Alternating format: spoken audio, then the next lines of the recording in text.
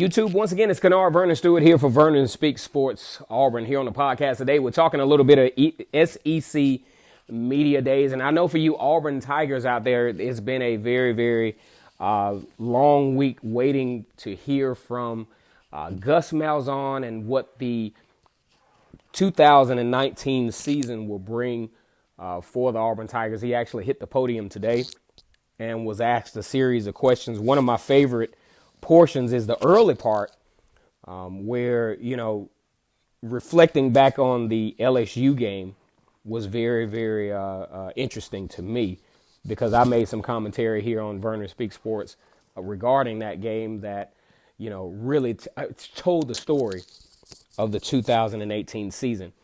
Once again, we're here on Vernon Speaks Sports. Let's go ahead and get the comment section active as we always do. We're talking Auburn football here on the Auburn Football Sports Talk today, and we want to do a little commentary on the Gus Malzahn interview. Gus Malzahn going into, very, very experienced now as a coach. A lot of folks are really out of passes to give Gus, basically saying, hey, man, if you don't get it done on a high level this year, then, it'll be about time for you to move on to other pastures. Okay. We talk about Gus Malzahn going into his seventh year, a record of 62-30, but we're talking about a record of 53-27. And, at Auburn, 28-20 in the SEC. So unlike that meme that was out, Gus Malzahn does not have a losing record in the SEC, but, only 3 winning seasons out of 6. All the rest were, kind of mediocre seasons for the Auburn Tigers, unnecessarily mediocre, might I add. But let's go into the interview. Gus Malzahn talked a little bit about the LSU game. Throughout most of my videos, I cited the LSU game as the pivotal game of the 2018 season.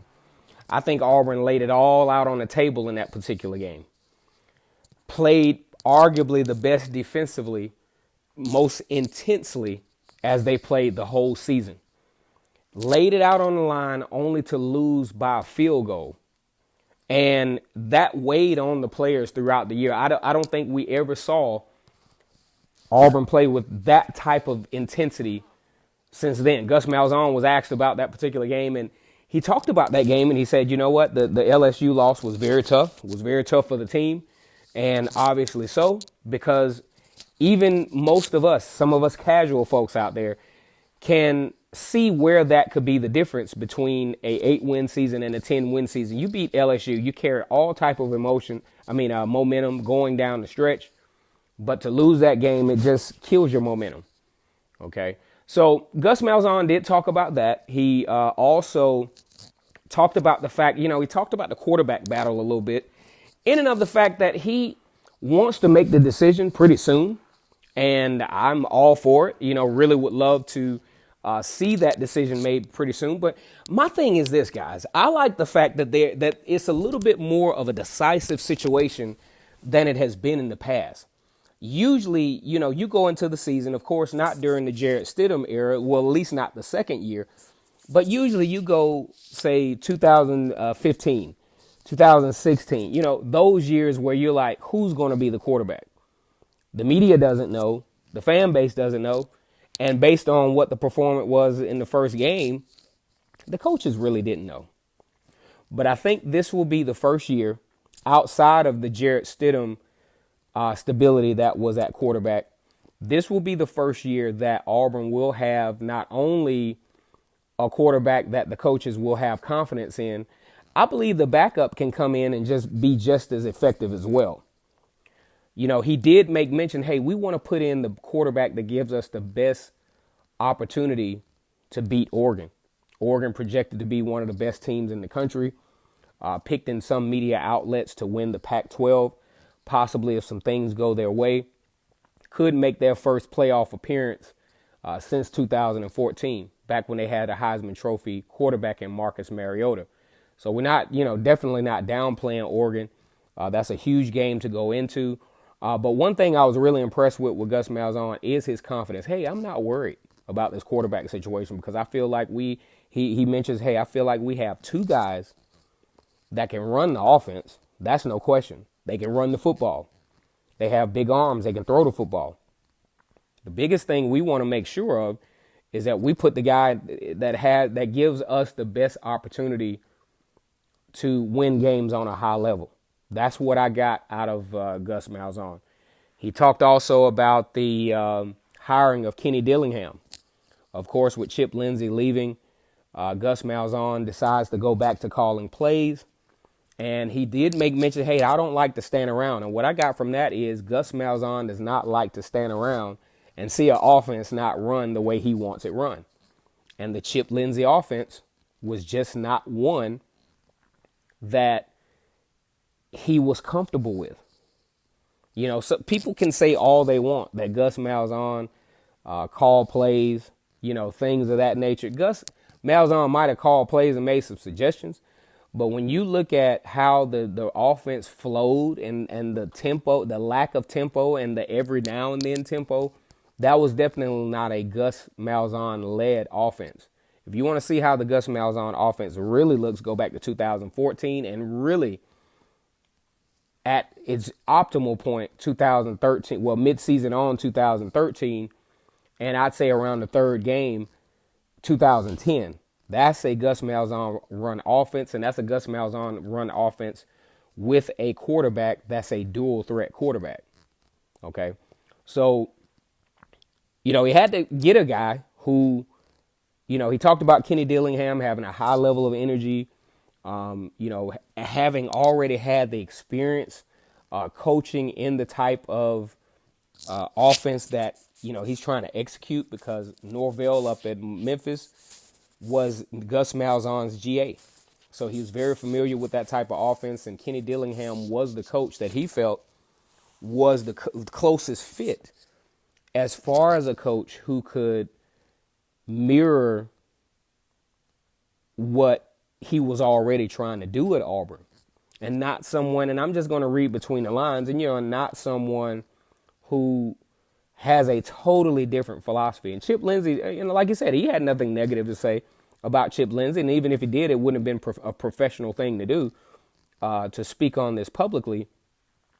But the philosophies were just different, and it was apparent, and it was a reflection on the behaviors of the football players, especially the offensive line. The offensive line is being asked to block for a scheme that's not going to happen. Jarrett Stidham, you're blocking for a run-pass option scheme, and the quarterback is not going to run. The defenses know that the quarterback is not going to run. So really, you're blocking for a vanilla scheme.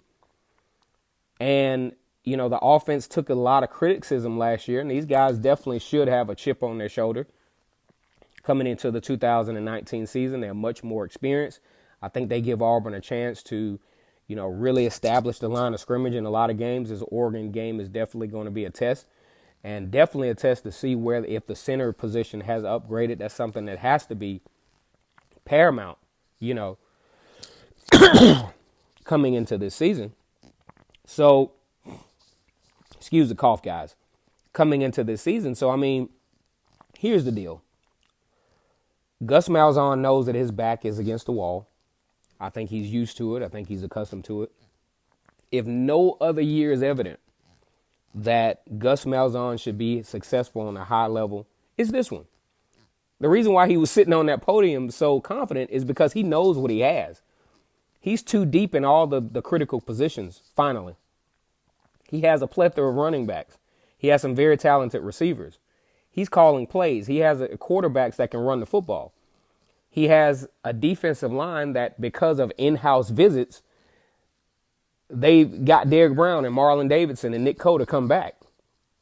There's methods to this. These guys didn't just come back, and he even mentioned this. These guys just didn't come back to just hang around just for one more year. They came back because they felt like they have unfinished business at Auburn. Once again, it's Kennard Vernon Stewart here for the podcast. We're just doing a little brief recap of some of the things that Gus Malzahn talked about today. Definitely very excited about this particular season. Hopefully the coaching staff can put these talented guys in position to be successful this year. I mean, definitely on both sides of the ball have, the first 11 are probably some of the best in the country. And the good news is in 2019, the talent won't taper down because of an injury. Maybe on the offensive line, but everywhere else, there's talent across the board. And really, when you think about what it takes to win in Power 5 football, I'm not just going to single out the SEC because every team in the SEC is not good. Okay. You have some top-heavy teams like your LSUs, your Alabamas, your Georgias, your Auburns, Texas A&Ms. But then you got some teams that really aren't that good, So this SEC dominance thing, yes, that's a great narrative, but at the same time, it's not the totality of circumstance true narrative. So to compete in the Power 5 football arena, you definitely want to be not only have the best starting 11 in the country, but you really need some guys to where when something happens or when someone gets hurt, that the talent doesn't taper down because of one injury. We can go back to 2017. Kerryon Johnson gets hurt, squanders your opportunity to win an SEC championship game, in my opinion. 2016, Sean White and Cameron Petway gets hurt, and now you go from one of the hottest teams in the country all the way to a team that can't compete against a not so good Georgia team. Well, they can't beat them. You competed with them, but you couldn't beat them. A team you clearly should have beat. So, with all that in mind, man, we're glad that the SEC media days are behind us. Once again, it's Kennard Vernon Stewart for Vernon Speak Sports Auburn. And as always, the battle cry on the plains is War Eagle. And on this channel, it's always great to be an Auburn Tiger. Until next time, you all catch us here on this channel, and you guys take it easy.